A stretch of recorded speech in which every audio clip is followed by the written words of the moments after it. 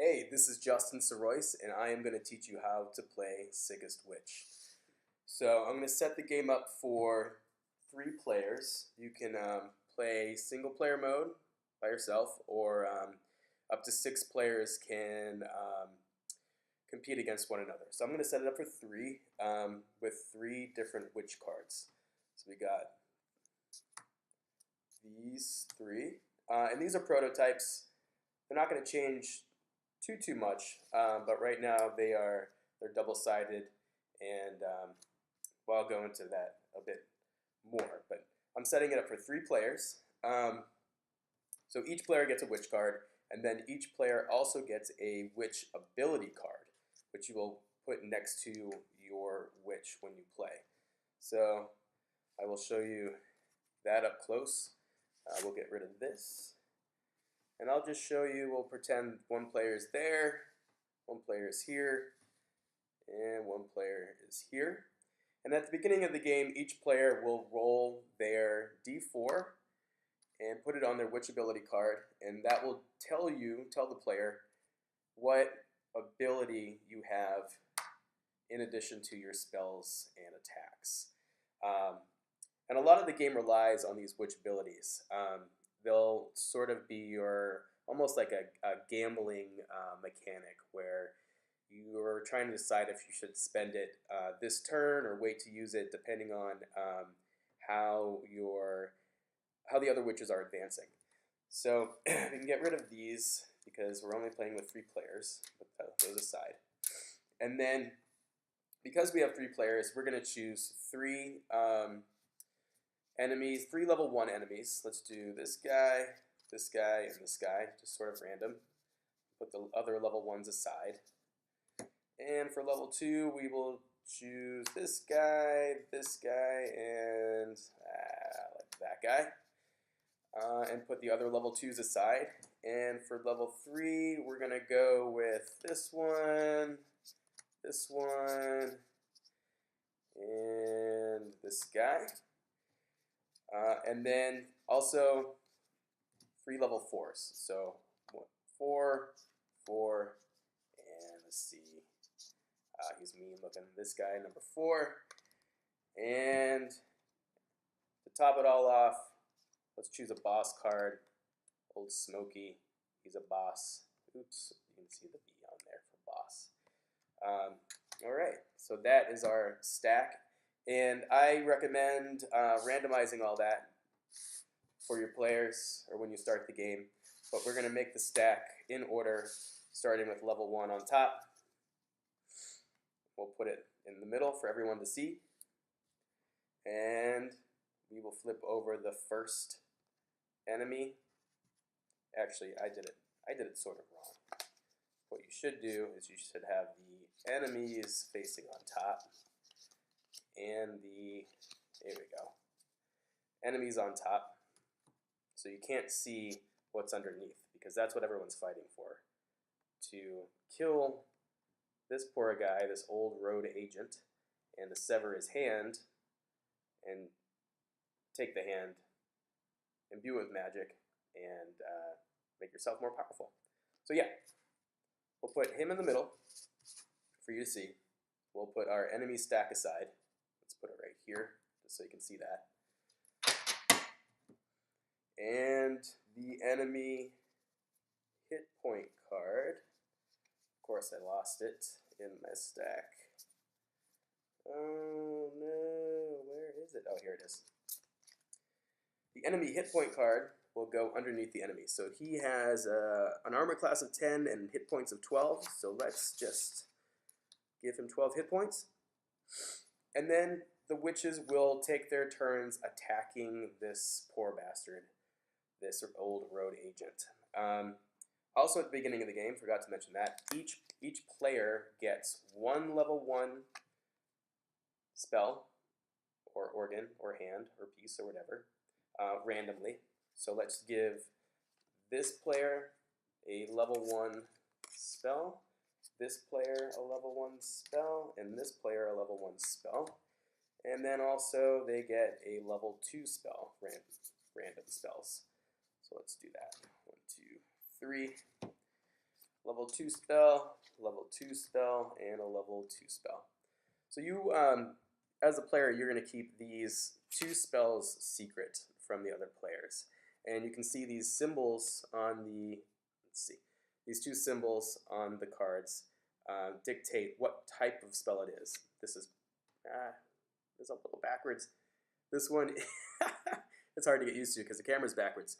This is it poison? I can't see. Yes, poison. And that symbol gives you a little bonus if you're attacking a enemy that's weak to poison. As you can see, this enemy is weak to pain. It says it on the bottom. I tried to include shortcuts so you don't have to keep rereading the rules. And luckily we have this lung which deals pain damage. So it'll do +1 damage each time you successfully roll that. This player ended up with 2 poison spells. Let's see, a liver and a hand and a brain combo, but they don't have the pain, which matches with this enemy's symbol. So from here, it's pretty simple. You just take turns. You can roll for initiative because, you know, this is a fun sort of light RPG-ish game. And let's say this person rolled the highest, so they'll go first. And they'll decide which either spell to use or which ability card to use. And then depending on what you rolled with the D4, it'll tell you which abilities can give you bonuses for your move or screw over the next player. And let's just pretend, well, since you can see this player's stuff, let's roll for this person. Oh, they rolled a 1. So their attack, whatever they chose, did not hit, did not beat the 10 AC of the enemy. So they'll basically just skip their turn, or, you know, that was their turn, and it's the next witch's turn. The one thing that keeps everyone active in the game is that when someone rolls a 1 or a 20, no matter who it is, every single witch can re-roll their ability die for a better number. And this person got a 4, which is a much better number because you can choose between 2 abilities. If the next person rolled a 20 or a 1, everyone can re-roll their ability. And the other thing is, if you had used your ability and set this aside, now this is no longer active, if someone rolls a 1 or a 20 on any turn, you can re-roll and recharge your ability. So that's a 1 or a 20. So that keeps every player somewhat active in the game, always looking for a 1 or a 20. In addition to that, each witch has a number on their card. This is 13, 15 here, 9 here. If you're lucky enough to roll that number on your turn, it's a 1 in 20 chance, you will flip over your witch ability card and gain these abilities. So it's kind of like a really great attack. It can be any of the 3, pain, pestilence, or poison. You can deliver up to 9 damage for a killing blow. It could be as little as 3 damage, depending on what kind of enemy you're attacking. But this is a great thing to have in your pocket if you're lucky enough to roll your magic number there. So everyone will go around trying to attack the enemy. The person who strikes the killing blow will take that asset, that piece or spell. And then the player who has the most spells or pieces at the end of the game is the winner. They are the sickest witch because they have collected this disgusting pile of parts. It sounds really simple, and it is. It's meant to be simple and portable so you can play it on the fly. But it does get a little tricky because each card has counter abilities that can mess up the other player. You can delay your turn, which is this one. Let's see, delay your turn by 1 or 2 turns. But if you're stunned, this whole thing goes awry. It cancels out, and you can stun people with certain ability card or abilities on your ability card.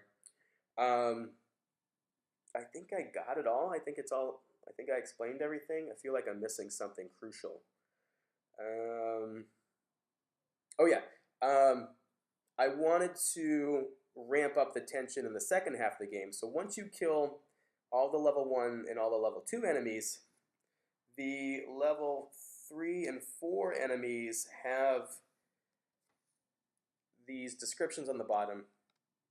that incentivize everyone to get half of their hit points down. So at the halfway point, so it's not a slog, and you're not just sort of like dinging and dinging until the very end. You get a big bonus, and a lot of these differ when you get the enemy down to half their hit points. So there's that re-energizes the game at a higher level, but also when you're attacking level 3 and level 4 enemies, everybody flips over their card, and you become level 2. So if anyone's attacking a level 3 enemy, you're now at level 2, and you roll the d20 twice. The first roll is to see if you have a bonus, the pain, pestilence, or poison. So I rolled a 12. Let's see, that would mean I have a pestilence boost. And then I'll roll again, hoping I nail it, because let's say the enemy has a pestilence symbol. And I rolled a 17. That means that would be a success on any enemy, I think. So I would get the bonus, and it would be a success. That refreshes the game in another way, because you're way more likely to roll your magic number there because you're rolling twice. So instead of 1 in 20 chance, it's 1 in 10. I think I'm doing my math right. And everyone's looking for that 1 or that 20 to revive this, so that becomes more frequent as well in the second half of the game.